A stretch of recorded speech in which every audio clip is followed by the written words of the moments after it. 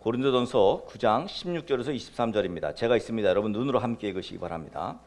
내가 복음을 전할지라도 자랑할 것이 없음은 내가 부득불할 일임이라. 만일 복음을 전하지 아니하면 내게 화가 있을 것이로다.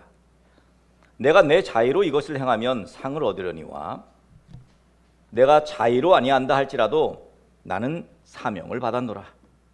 그런즉 내 상이 무엇이냐? 내가 복음을 전할 때 값없이 전하고 복음으로 말미암아 내게 있는 권리를 다 쓰지 아니하는 이것이로다. 내가 모든 사람에게서 자유로우나 스스로 모든 사람에게 종이 된 것은 더 많은 사람을 얻고자 함이라. 유대인들에게 내가 유대인 같이 된 것은 유대인들을 얻고자 함이요 율법 아래에 있는 자들에게는 내가 율법 아래에 있지 아니하나 율법 아래에 있는 자같이 된 것은 율법 아래에 있는 자들을 얻고자 함이요 율법 없는 자에게는 내가 하나님께는 율법 없는 자가 아니요 도리어 그리스도의 율법 아래에 있는 자이나 율법 없는 자와 같이 된 것은 율법 없는 자들을 얻고자 함이라. 약한 자들에게 내가 약한 자와 같이 된 것은 약한 자들을 얻고자 함이요 내가 여러 사람에게 여러 모습이 된 것은 아무쪼록 몇 사람이라도 구원하고자 함이니 내가 복음을 위하여 모든 것을 행함은 복음에 참여하고자 함이라. 아멘. 여러분, 우리가 신앙적으로 양심의 가책을 느끼는 경우가 있습니다. 대부분 한국교회 선교들을 보면 주일 예배를 못 드렸을 경우에 좀 신앙 양심의 가책이 느껴지죠. 또 남들 다 한다는 그 11조를 못하게 될 경우에 신앙 양심에 좀 가책을 좀 느끼죠. 또 선한 일에 교회들이 다 교인들이 동참하는데 나만 동참하지 못할 경우, 어디 어려운 선교사님이라든지 어려운 교회가 있어요. 그래서 누구나 좀 돕고자 하는 마음이 다 있는데 내가 전혀 여유가 없어서 전혀 도울 수가 없을 때 참 이런 경우가 난감합니다. 대부분 신앙인들은 신앙 양심에 가책을 느끼는 경우가 보통은 구체적이고 그리고 이런 교회와 관련된 부분들이 대부분이죠. 근데 여러분, 오늘 말씀 보니까 복음을 전하지 않으면 내게 화가 있을 거라고 사도 바울이 말합니다. 우리 장로님쯤 되면 아마 그런 마음이 있으실 거예요. 내가 전도해야 되는데 전도 못해서 복음 전하지 못하고 자책하는 마음이 있으십니다. 근데 이제 대부분의 성도들은 그런 마음 없습니다. 지가 알아서 예수를 믿든지 말든지 천국을 가든지 지옥을 가든지 가는 거지 뭐. 근데 이제 깊이 있게 예수님 만나고 뜨겁게 예수님 만난 사람들의 공통점은 뭐냐 하면 그렇게 막 전하고 싶은 거예요. 여러분이 은혜를 받았어요. 그러면 그 결과가 어떻게 나타나냐면 자꾸 전하고 싶은 거예요. 전도를 하지 않는데도 여러분의 신앙적 양심의 가책을 느끼지 않는다? 그건 지금 심각하다는 겁니다. 하나님의 나라와 하나님의 의를 담아둘 여력이 안 된 상태예요. 그러니까 인간적이고 육신적이고 그리고 세속적인 것들을 담아내기에 다른 하나님의 것이 내게 들어오지 못한 상태. 하나님의 은혜로 예수님을 믿고 구원받은 사람들은 누구나 그 예수 복음을 전해야 하는 사명이 있습니다. 뜨거워지지 않더라도 사명은 누구에게나 있어요. 그러고 보면 전도는 해도 되고 안 해도 되는 선택은 아닙니다. 지난 한 달간 우리 8월 달에 비가 주룩주룩 내리며 태풍 오고 하는 시기에 제가 여러분에게 계속해서 복음을 전해야 될 이유와 전도의 구체적인 내용들을 살펴보고 있습니다. 그런데 아직까지도 여러분에게는 아마 핑계거리가 있을 겁니다. 내가 못하는 이유에 대해서 합리적인 핑계거리를 여러분은 이미 다 찾으셨을 겁니다.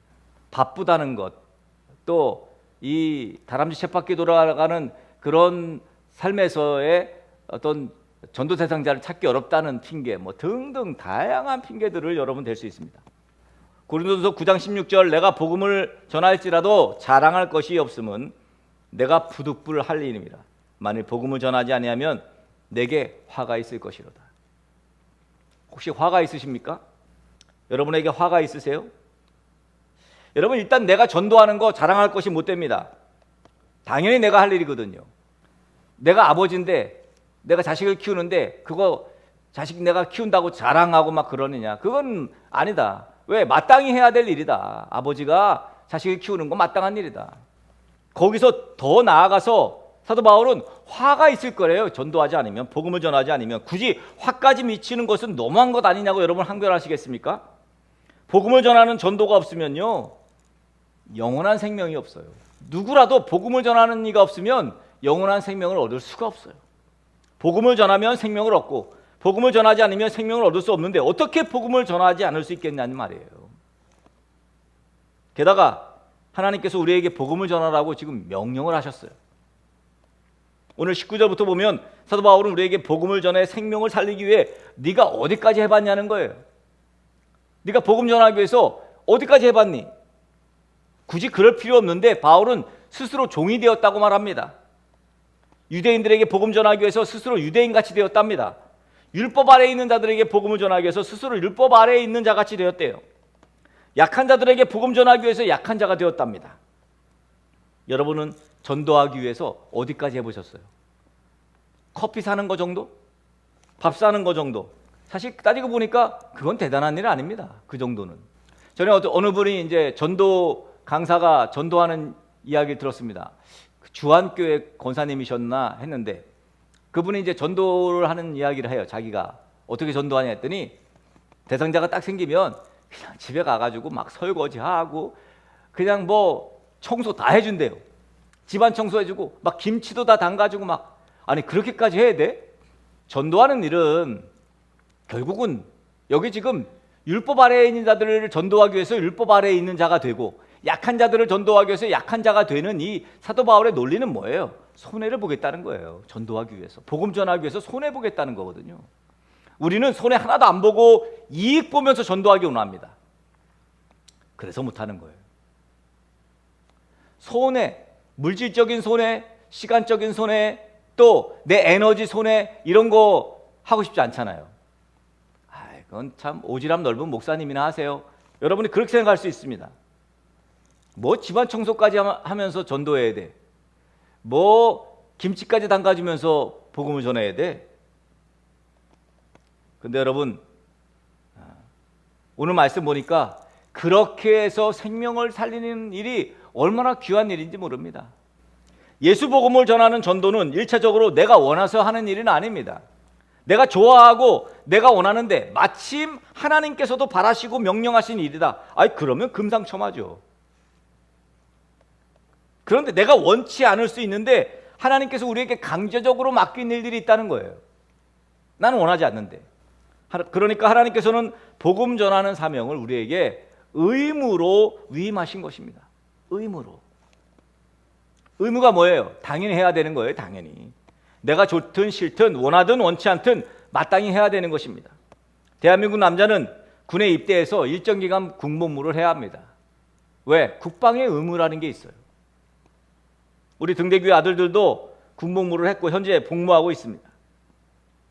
그들이 좋아서 그들이 원해서 입대한 거예요? 아니에요. 의무이기 때문입니다. 여러분은 기뻐하고 기껍게 즐거워하면서 세금 내세요? 사실 세금 납부가 의무가 아니라면 아마 안 내실걸요? 우리 이 땅에서 생명을 영위하는 동안에 해야 될 의무가 있습니다.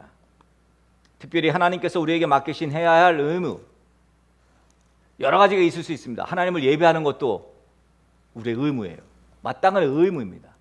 그리스도인의 의무.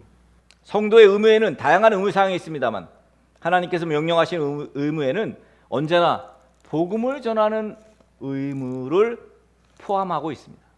그런데 우리가 이 의무를 잘 감당하고 있는지는 되돌아봐야 합니다. 오늘 본문을 보니 사도 바울은 만약 자기가 복음을 전하지 않으면 화가 미칠 거라고 말합니다. 그렇게 사도 바울은 자신의 재능과 자신의 물질과 자신의 삶을 바쳐서 예수 복음을 전하는 의무를 감당했어요. 복음 전하는 일은 부득불 마땅히 할 일이라고 그렇게 고백합니다. 그러니까 복음 전하는 자는 자기의 수고나 자기의 노력을 공로로 내세울 수는 없어요. 의무를 감당했다고 공로라고 할 수는 없지 않습니까? 그런데 내 의지로 복음을 전하는 의무를 감당하면 상을 얻는답니다. 상을. 오늘 읽지는 않았습니다만 24절에 운동장에서 다름질하는 자들이 다 달릴지라도 오직 상을 받는 사람은 한 사람인 줄을 너희가 알지 못하느냐. 너희도 상을 받도록 이와 같이 다름질하라는 거예요. 여기서 다름질하라는 것은 복음을 전하라는 겁니다.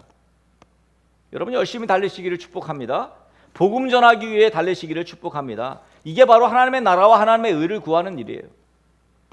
종이면서 자유인이었던 바울처럼 우리도 하나님의 명령의 의무를 감당하는 종이지만 그 어떤 집단과 어떤 이데올로기 등에 얽매이지 않고 자유한 자유인인 거죠.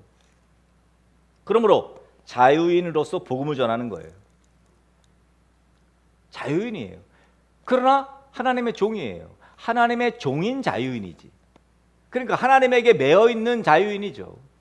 복음에 매어 있는 것처럼 복음을 전하는 의무에는 당연히 우리가 감당해야 하는 것입니다.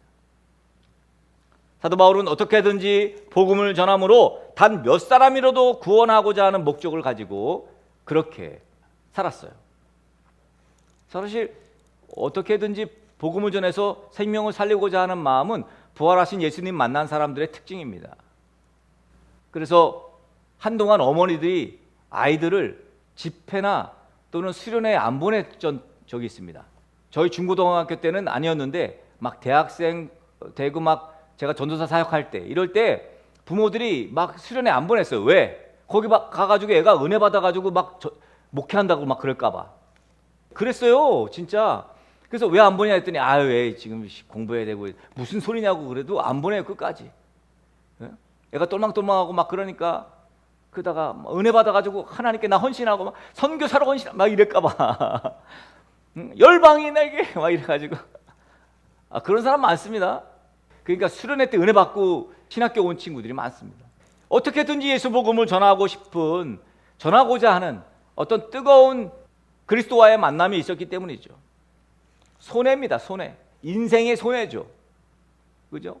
물질의 손해가 옵니다. 또 불이익도 당할 수 있어요. 그런데 내가 불이익을 당하더라도 내가 손해를 보더라도 저 사람이 영원한 생명을 얻는다는데 얼마든지 그 손해, 그 물질적 손해, 불이익 감당할 수 있다는 거예요. 그렇게 해서 복음을 전합니다. 근데 참 놀라운 사실은 이런 내용을 저 사람들이 다 알고 있다는 거예요. 그래서 야, 너 왜 나한테 전도 안 해? 나 왜 밥 안 사줘? 나 오라고 왜 매달리고 그러지 않아? 이 교회의 생리를 알고 그런 사람들은요 그렇게 해요. 한동안 저도 되게 힘들었어요. 그렇게 그냥 뭐 진짜 매일마다 그냥 근데 당신은 나한테 당연히 그렇게 해야 되는 거. 당신은 목사고 그러니까 뭐 내가 교회 안 온다고 그냥 매일마다 전화하고 찾아오고 그래야 되는 사람이야. 당신은 그렇게 인식하는 것 같은. 요거 봐라. 여러분 정말 막 속상하고 답답할 때가 얼마나 많은지 몰라요. 유독 제게 그런 사람들이 많았던 것 같아요. 제 주변에. 그러니까 관심은 늘 갖고 기도를 합니다만 연락을 뚝 끊었어요. 사람들은 그럴 수 있습니다. 아니 왜 굳이 손해를 봅니까? 왜 자존심을 내려놓습니까? 여러분 그렇게 나온다면 죽었다 깨어나도 전도의 의무를 감당할 수가 없습니다. 사실 지난주 말씀처럼 내가 빛을 비춰야지 난 비출 거야 그런 내 의지보다 내 정체성, 비친 내 정체성, 내가 비치면 그냥 당연히 빛이 나게 되어 있는. 그래서 전도라는 것은요 사실 최상의 전도는 내 삶이 그냥 전도예요. 내 말이 전도고 예수 안 믿는 남편이 있는데 내 삶으로 그냥 남편이 예수 믿게 되는 거지. 예수 안 믿는 내 친구가 있는데 내 삶이 내 친구를 예수 믿게 만드는 거예요. 굳이 내가 너 예수 믿어야 돼 뭐 그러지 않아도. 그러니까 사실은 여기 지금 말하고 있는 구체적으로 물질을 손해보고 재능을 손해보고 시간을 손해보는 전도는 사실 굉장히 1차원적인 전도예요. 그리고 확률이 높지 않아. 그 전도는. 여러분 그렇잖아요. 여러분들이 야, 우리 목사님이 하도 데려오라 해서 내가 너 데려가는 거야. 뭐 이렇게 데려와서 전도가 되겠습니까? 먼저 그 사람이 야, 너 뭐 교회 다닌다며? 야, 나 너 다니는 교회 가고 싶다. 너를 보니. 이거는 100%죠. 그러니까 삶을 내가 이 땅에서의 삶을 빛의 삶을 살지 않는다면 사실 전도는 의무를 감당하는 것은 요원한 일이에요. 어려운 일이에요. 여러분 그래서 세상에 태어나서 뭐 70년, 80년, 100년 거반 사는 사람들도 단 한 명도 전도하지 못하고 죽는 사람들이 부지기수예요. 이유가 뭐예요? 이유? 그것은 빛의 삶을 살지 않았기 때문이에요. 사도 바울은 이것은 불가능하다 말합니다. 어떻게 예수님 복음을 믿어 영원한 생명을 얻어 빛이 되었는데 빛을 비추지 않는 빛이 있단 말이냐? 있을 수 없는 일이에요. 여러분 전도는 당연히 부담이 되어야 합니다. 부담을 가지셔야 합니다. 당연해요. 당연히 부담 가지셔야 합니다. 사도 바울의 고백처럼 전도하지 못한 것을 스스로 자책해야 합니다. 살리는 사람은 죽어가는 사람의 입장에서 생각하고 판단해야 합니다. 유대인을 전도하려고 유대인처럼 약한 자들을 전도하려고 약한 자가 되어야 하는 거죠. 이 전도에 미련한 것을 사용하셔서 생명을 살리시는 하나님이기 때문입니다. 그래서 우리가 하나님의 나라와 의를 먼저 구하는 거예요. 먼저. 그러니까 미련하고 연약한 우리를 사용하시겠다는 거 아닙니까? 하나님의 큰 그림 속에는 등대교회와 그리고 저와 여러분이 있다는 거예요. 여러분이 빛을 비추십시오. 빛을 비춰야 합니다. 그리고 부디 여러분의 몸이 전도하지 못하면 여러분의 돈이 전도하게 하시고 여러분의 말과 여러분의 행동이 여러분의 삶이 생명을 살리는 일에 집중되기를 예수 그리스도의 이름으로 간절히 축복합니다.